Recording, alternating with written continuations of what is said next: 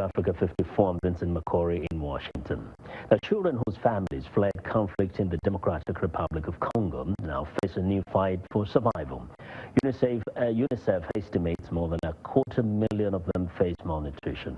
As civilians return to their homes and overburden local health care, their number is likely to rise. Some of you may find these images disturbing. Arasha Basani reports. Susan and her daughter Rosette fled Congo's Kasai region to find shelter in Kikwit. My daughter is malnourished and I have no money to feed her. Like thousands of other civilians who fled conflict in the DRC, Susan struggled to find food. She started to eat sand because she was so hungry. Now her belly is swollen. I can't get my daughter medication and I have no way of treating her. I've got nothing. Rosette died after the filming of this video. The ongoing conflict bred insecurity, forcing thousands of families to flee into the bush. But there they faced food shortages that forced them to return home in search of life-saving care. We left the bush because of hunger and suffering. When we found a village to rest in, I was told about this hospital where children could receive medical care and food for free. Services at this clinic could mean the difference between life and death. They heard about the care offered at this hospital. This mother came immediately with her child, and after clinical examinations, the child was declared malnourished. The fighting in Kasai was one of a series of deadly flare-ups following the former president's refusal to leave power in 2016. UNICEF and its partners have treated about 200,000 severely malnourished children in the DRC over the past 2 years, but estimate there are another 260,000 in need. Arash Arbasadi, VOA News. Morocco is celebrating a record-high harvest of strawberry this year at an annual strawberry festival in its Kenitra province. The festival not only celebrates the country's famed product, but also showcases new initiatives incorporated into cultivating the export crop. These are mostly scientific techniques aimed at improving production. Take a look. Part of Morocco's way of celebrating a bountiful harvest of strawberry, the country's most sought-after export, is an annual international festival. It includes a procession with this year's crowned Miss Strawberry as she tours farms in Limnasera in the Kenitra province.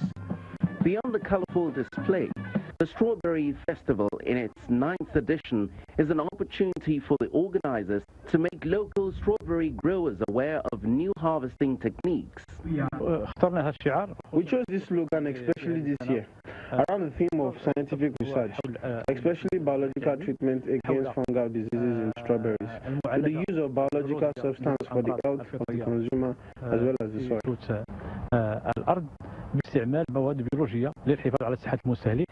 Nearly 200,000 tons is expected in this year's harvest, up from 180,000 tons in previous years, according to the Ministry of Agriculture.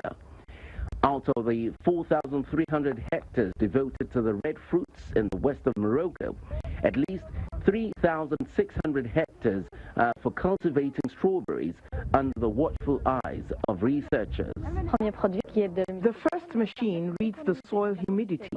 It will save the amount of water used during irrigation by using only the necessary amount. The second machine reads the humidity and temperature of the air. It could be used in greenhouses to know exactly both the degrees of humidity and temperature inside the greenhouse to improve the production and minimize the damage for the plants. By doing so, production will be improved. Business analysts estimate that strawberry exports are set to triple by the year 2020 as a nationwide initiative named Green Morocco Plan. It's projected to boost the country's agricultural sector. Exports in this sector witnessed a great increase for fresh fruit, as well as for the frozen ones. As you are well aware, manufacturing in this field gives an added value to the product. This was all achieved thanks to the incentives given in the Green Morocco Plan.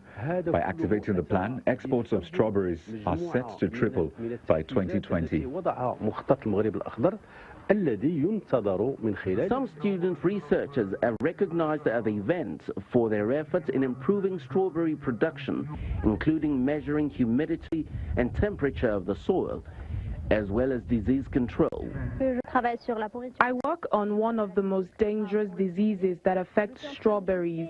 I'm in the process of testing many biological product bases on microorganisms, such as bacteria from fungus. I'm looking at their efficiency because this disease causes great losses that could impact up to 30% of the total rate of production. According to Morocco's Ministry of Agriculture, the strawberry industry employs 18,000 permanent workers, both in the fields and in conditioning plants, as well as 12,000 seasonal workers, mainly women, working during the harvesting season. Well, the first and only ice hockey team in Kenya continues to defy the odds by playing and practicing the sport in the only solar ice rink in Eastern and Central Africa. This pioneer team is now inspiring a new generation of ice hockey players who hope to expand their sport in Kenya.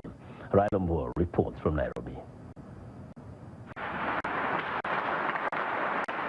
Training takes place 3 times a week at this solar ice rink. It is here at Kenya's Ponari Sky Center that the Kenya Ice Lions, the first ice hockey team in Kenya, was formed. Team Colby moved to Nairobi from Ottawa in 2010 to work for the Canadian High Commission.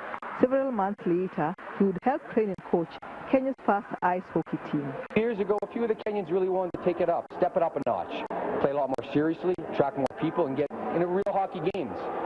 So we took it on with a few other Americans, Canadians, Slovaks, Swedes, and others. We started helping out a bit, but soon it didn't take long for the Kenyans to take it all over themselves. After last year, the Ice Lions still did not have another team to play. So the Canadian restaurant chain Tim Hortons brought members of the team to play their first real game against a team of firefighters from Toronto.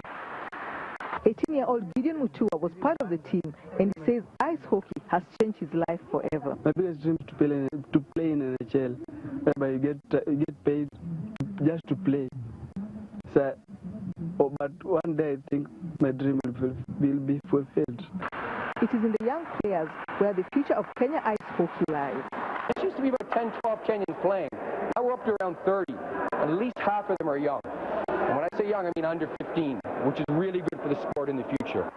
Alibaba and Tim Hortons have provided sponsorship and equipment to the team. Support for the team has also come from Finland, Sweden, and Czechoslovakia. While the Ice Lions still have no other team to compete against at home, there is hope that things may change in the future as the new generation continues to embrace the game. Railombo for VOA News, Nairobi.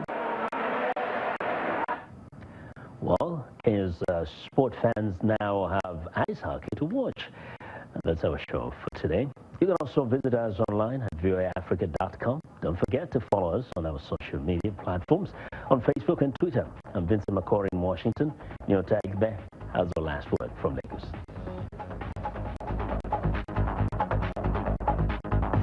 Thank you, Vincent. We look forward to bringing you another show next week. ChannelsTV.com is your source for the news, sports, and other programs. I'm Nyota Igbe. Thanks for watching, and goodbye.